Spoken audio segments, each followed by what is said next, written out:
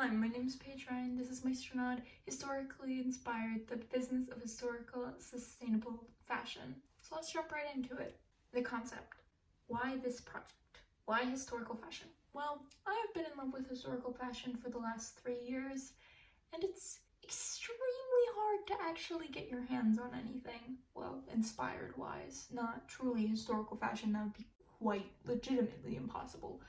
Now, this became more and more of an issue, seeing that there was a lot of non-ethical and non-sustainable, a lot of fast fashion brands selling historical clothing and vintage clothing that started to make my head turn. I was like, I don't really want to buy this. Also, the fact that these use so much artistic liberty, and for those who don't know, artistic liberty would be somewhat akin to the 2019 Little Women saying that they made historically accurate costumes and winning an Oscar for it, because they definitely wore Ugg boots, a 20th century invention, in the 19th century. Now, moving forward even into sizing and even into thrifting, you're not necessarily going to find your size in clothing that you find out thrifting, because it's old clothing. There's no second chance. So the goal was to have a size-inclusive 3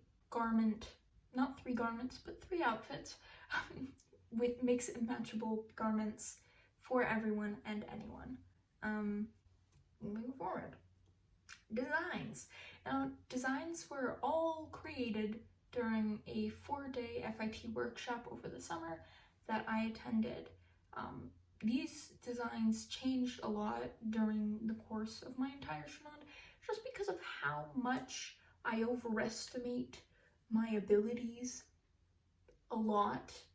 Moving into patterning and to sewing, we now see the patterning is not as easy for other people, and as we, I mean I saw that patterning for other people is extremely difficult for me. I didn't realize until like the very end of my patterning journey that I could just pattern things for myself and then make it for other people. Didn't click up there for a while, but you know, it did at some point, which is good.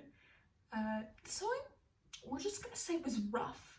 I lost motivation. I lost, self-esteem over my sewing abilities, just because I would start and then I would mess up.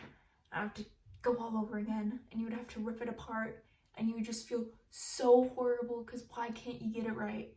And I remember reading my reflective practice and it saying, to quote myself, at some point I have to pick up my sewing tools and keep going.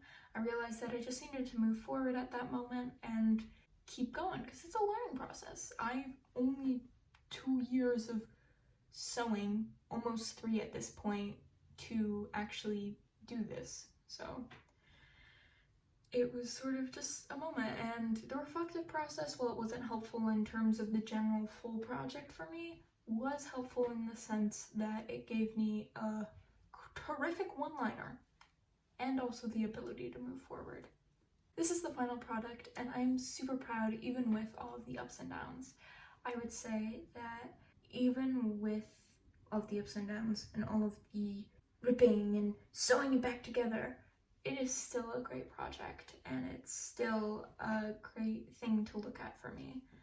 I would say that even with the changes, they still all look great. Integrity of the designs was not necessarily lost, and I'd say I'm really proud of it. And I think I learned that I need to not push myself past my limits, to say, no, you have to keep going, even when it doesn't make sense to continue, or that I'm learning it does not have to be perfect, as well as the fact that procrastination is bad and you shouldn't do it, even though I say that every time I do something and I somehow don't learn.